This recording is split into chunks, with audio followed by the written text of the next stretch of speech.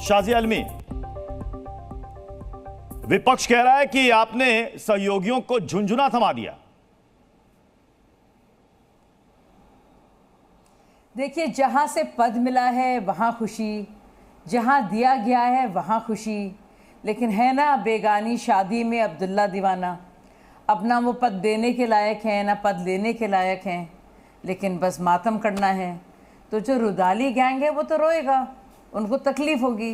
जिसको मिल रहा है वो बड़ा खुश है, जहाँ से मिल रहा है वहाँ पे बहुत खुशी है, लेकिन कहीं एक जगह है जहाँ कोहराम मचा है। क्यों हंगामा है बरपा, सोचने वाली बात है। अब देखिए, अब तकलीफ तो होती है थोड़ी बहुत, तो अपनी तकलीफ हो रही है तो और लोग खुश क्यों हों? तो वहाँ पे कुछ आपको भांजी मारनी है तो कर रहे हैं वो ये सब हरकतें। अब वो तो वही बताएं जी। कंचन यादव कि हंगामा है क्यों बरपा। कंचन यादव, अभी तक सहयोगी दलों को जो मंत्रालय बांटे गए हैं उन्होंने अभी तक कोई ऐतराज, कोई नाराजगी जाहिर नहीं की है, तो फिर क्यों लग रहा है तेजस्वी यादव को कि ये झुंझुना थमा दिया? आप तो खैर खबर पढ़ते रहते हैं, आपको पता होगा महाराष्ट्र में भी नाराजगी की खबर आ चुकी है। वहां उनको स्टेट मिनिस्टर दिया जा रहा था, वो लिए नहीं और बोले कि नहीं, पहले मैं कैबिनेट में रह चुका हूँ। और नाराजगी आप प्रफुल्ल पटेल की बात कर रही हैं, आप प्रफुल्ल पटेल की बात कर रहे हैं, खुल के नाम लीजिए ना। नहीं, जिसकी बात करें आप समझ रहे हैं। खैर वो हमारे, मैं नहीं इंडिया अलायंस में नहीं, इसलिए नहीं बोल रही हूँ, लेकिन नीतीश जी भी इंडिया अलायंस में नहीं है। लेकिन बिहार के होने के नाते मैं आपको बताना चाह रही हूँ, इस बार बिहार को 4 कैबिनेट मिनिस्टर मिले हुए हैं। जो एमएसएमई मंत्रालय पहली गिरिराज सिंह के पास था वही दे दिया गया है जीतन राम मांझी जी को। लेकिन यहाँ पर बताएंगे शाजी आलमी जी की गिरिराज सिंह उस मिनिस्टर में रहते हुए, उस मिनिस्ट्री को संभालते हुए कितना काम बिहार के लिए किए हुए थे। और चिराग पासवान जी को जो फूड एंड प्रोसेसिंग मिनिस्ट्री मिली हुई है वो उनके चाचा के पास पहले थी, और वही उनके चाचा से उठाकर चिराग पासवान जी को दे दी गई है। तो क्या ये बताएंगे कि उनके चाचा जी पशुपति पारस जी मिनिस्टर रहते हुए कितना काम उस मंत्रालय के मंत्री होने के नाते कितना काम बिहार के लिए किए थे। और उसके बाद लल्लन सिंह जी को, जहां हम समझते थे कि जदयू एक महत्वपूर्ण भूमिका निभा रही है और लगातार नीतीश कुमार जी और लल्लन सिंह जी कर रहे थे बिहार को स्पेशल राज्य का दर्जा मिले, विशेष पैकेज मिले, विशेष अटेंशन मिले, वह भी नहीं। कंचन यादव, ये बताइए ना कि बिहार के कोटे से 8 मंत्री हुए हैं, 4 कैबिनेट हुए हैं, 4 राज्य मंत्री हुए हैं। आपके मुताबिक कौन सा मंत्रालय मिलना चाहिए था इनको?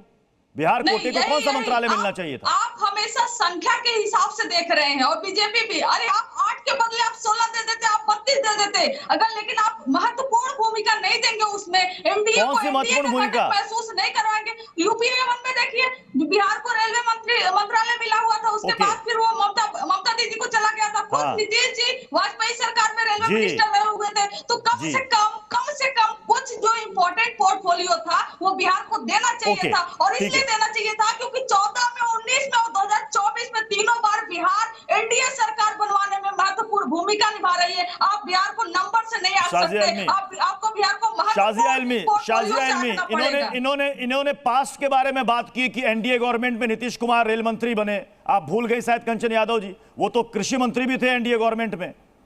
और एनडीए गवर्नमेंट में आप ये भी भूल गए कि ममता बनर्जी भी रेल मंत्री बनी थी, ये भी शायद आप भूल गए। बाद में यूपीए 2 में वो बनी। अब ये बताइए शाजी आलमी ने, इनका ये जो कहना है कि आपने बिहार के कोटे को जो मंत्रालय अलॉट किया वो ऐसे मंत्रालय नहीं है, जो अहम मंत्रालय, एटलीस्ट कम से कम रेल मंत्रालय तो देना चाहिए था, ट्रैक रिकॉर्ड देखते हुए। अब हमारी कंजना बहन बड़ी अच्छी सी हैं, इतनी उतावली हैं भाई, मुझे तो लगता है इन्हीं को मीडिया सलाहकार बना देना चाहिए मोदी जी का। आप ही एनडीए में आकर मशवरा दीजिए, अब बताइए किसको क्या करना है। इतनी आप उत्तेजित हैं, इतनी आप परेशान हैं, आप मुझे सुनने की बात ही नहीं है दीदी, मेरी बहन, छोटी बहन, सुनने की बात ही नहीं है ना। कौन सुना रहा है, किसको सुना रहा है? अरे भाई अब मुझे बोलने तो दीजिए। अरे आप लगातार बोल रही हैं, आप बोली, हमने बोला बीच में।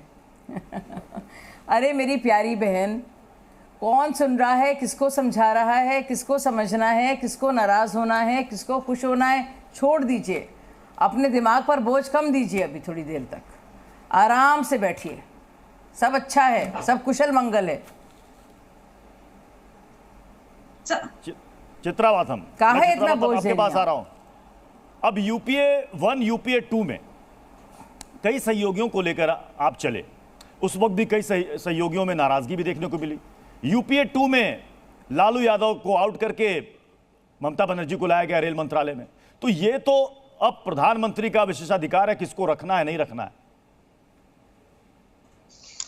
प्रत्युष जी, सबसे पहले तो मैं ये कहना चाहूंगी कि मेरी बहन शाजिया इल्मी इन्होंने कहा कि सब अच्छा चल रहा है।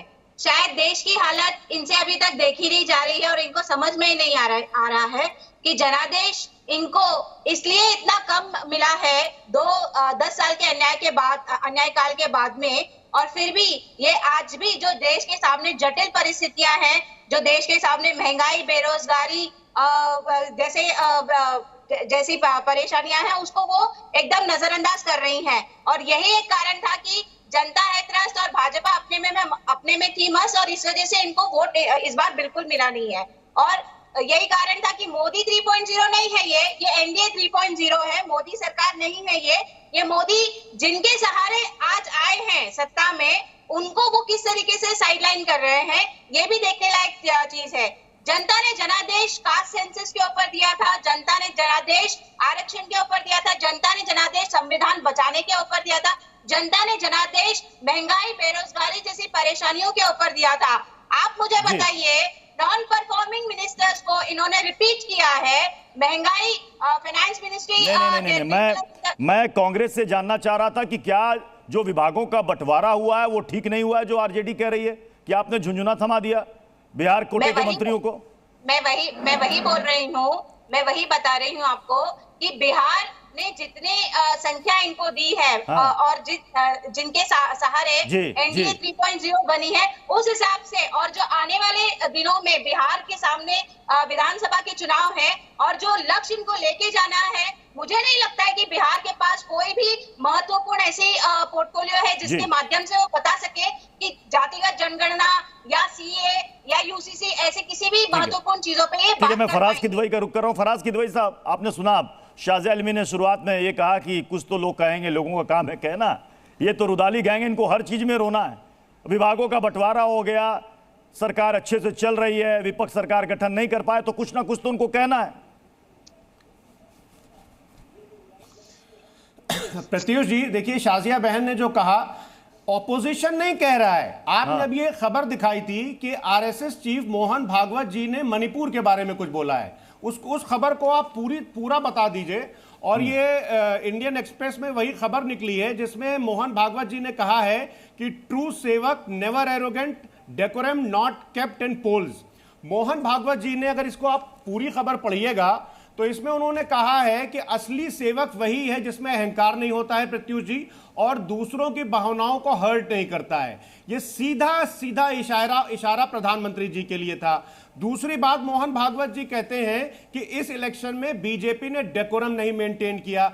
तीसरी चीज ये कहते हैं मोहन भागवत जी कि वास्तविक सेवक वही है जिसको वास्तविक सेवक कहा जाता है, वो मर्यादा में चलता है और जिसमें अहंकार नहीं होता है। तो साहब, आरएसएस अगर ये बोल रही है प्रत्युष जी, तो रुदाली हम थोड़ी ना कर रहे हैं, रुदाली जो है वो आरएसएस कर रही है।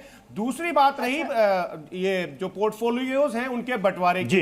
अरे साहब, प्रधानमंत्री जी का जो एक शहनशाही तरीका है, एक जो तानाशाही तरीका है, वो पोर्टफोलियो के बंटवारे में आ ही चुका है। उधर आप देखिए कि जैसे ही पोर्टफोलियो बंटवारे शुरू हुए, सरफुटौल शुरू हो गई। अजीत पवार जी, प्रत्युष जी एक तरफ मुंह फुला करके बैठ गए हैं, दूसरी तरफ नकली शिवसेना जो है वो कह रही है कि हमारे सांसदों के अनुपात में उनके मिनिस्टर्स नहीं हुए। जनता दल यूनाइटेड भी इस मंत्रिमंडल से खुश नहीं है। तो बेसिकली ये जो एनडीए 3 जो अलायंस है, इसको एनडीए 3 में इसलिए कह रहा हूं कि इससे पहले जो असलियत में एनडीए की जो 2 सरकारें रही हैं, वो एक 13 दिन चली है और एक 13 महीने चली है, और ये 13 हफ्ते से ज्यादा नहीं चलने पाएगी। इससे विपक्ष की उम्मीदें बढ़ गई हैं क्या कि कल को आपके पुराने साथी लौट के आपके पास आ जाएंगे? बहुत क्लोज मॉनिटर कर रहे हैं आप। हम ये बोल रहे हैं एक बड़ा प्रत्युष जी, देखिए क्या है कि जहां तक रही बात जनता दल यूनाइटेड की, और तेलुगु देशम पार्टी की। जी, जी। ये जो है इनकी जो आइडियोलॉजी है ये बिल्कुल भी मैच नहीं करती है भारतीय जनता पार्टी से, और ये जो कोलेशन है ये अपॉर्चुनिटी बेस्ड कोलेशन है, इसमें कोई आइडियोलॉजिकल ग्लू नहीं है। एक शेर है हफीज जालंधरी का जो कि जनता दल यूनाइटेड और टीडीपी के लिए जनता बोल रही है कि खैरात की जन्नत ठुकरा दे, है शान यही खुददारी की, लब ऊपर ऊपर हंसते हैं दिल अंदर अंदर रोता है। नीतीश कुमार जी के दिल से पूछिए, वो अंदर अंदर रो रहे होंगे शाजिया भी मुस्कुरा रही हैं, जवाब देना चाहती हैं। और शाजिया शेर पढ़ा है फराज जी ने। जी सुनिए, अब आपने देखिए 3 प्रवक्ता बिठा रखे हैं विपक्ष के, अब मुझे एक एक करके सबको जवाब देने का मौका दीजिए। खुददारी की बात कौन कर रहा है? हमारे फराज भाई जो फ़र्ज़ निभा रहे हैं विपक्ष का, और क्या कह रहे हैं कि कांग्रेस को खुददारी दिखानी चाहिए थी तब जब अरविंद केजरीवाल जैसे इंसान जिसने बाकायदा ना सिर्फ गाली बकी, गलौज किया, बदतमीज़ी की, चेतावनी दी, जेल भेजने तक को लेकर बात ना सिर्फ की बल्कि ऐसी धमकियां भी दी, उसको वो जेल जाने पर कैसे सोनिया गांधी जी सड़कों पर आई, रामलीला मैदान पर झोली फैला कर कि हमारे केजरीवाल जी को निकाल दो। खुददारी की बात तो हम तब उनसे जब पूछते जब अधीर रंजन चौधरी ने ममता बनर्जी के बारे में क्या क्या बातें नहीं कहीं, लेकिन तब भी मानती थी कि ममता बनर्जी जो हैं हमारे गठबंधन का हिस्सा हैं। खुददारी की बात केरल में कहाँ चली गई भाई, जहाँ पे सारी की सारी लड़ाई इनकी लेफ्टिस्ट से हो गई, क्योंकि बीजेपी अभी भी बड़ी पार्टी बन रही है, उसका वोट प्रतिशत बढ़ रहा है, तो खुददारी कहीं कम हो जाती है कहीं ज़्यादा होती है, बड़ी इलास्टिक टाइप की है इनकी खुददारी, मतलब उसका जो चरित्र ही ऐसा है। उससे पहले मैं आना चाहूँगी कांग्रेस की प्रवक्ता, बहुत अच्छी मेरी चित्रा बहन बोली, मुझे तो बड़ा अच्छा लगता है जब बिल्कुल प्रखर और मुखर तरीके से हमारी महिलाएं चाहे विपक्षी पार्टियां की हों सवाल उठाती हैं।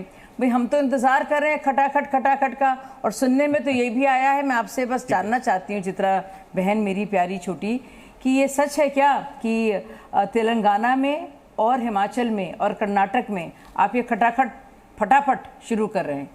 क्योंकि मुझे खबर आई है कि आप लोग ऐसा कर रहे हैं, तो बहुत अच्छी बात है। चित्रा जी इसका जवाब देंगे, चित्रा जी इसका जवाब देंगे। उससे पहले तेजस्वी यादव ने क्या कहा है फराज भाई विभागों के बंटवारे पर, वो एक बार सुन लेते हैं।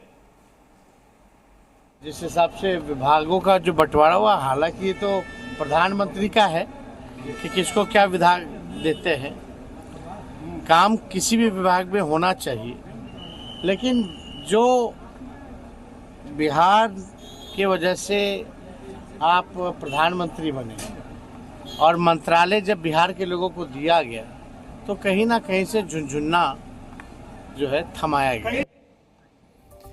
तो तेजस्वी यादव कह रहे हैं कि सहयोगियों को झुंझुना पकड़ा दिया गया। तो एक और विपक्ष ने टीम मोदी के खिलाफ मोर्चा खोल रखा है, तो वहीं महाराष्ट्र में एनडीए के सहयोगी शिवसेना शिंदे गुट और एनसीपी अजीत पवार गुट भी मंत्रालय बंटवारे से नाखुश है। जी न्यूज़।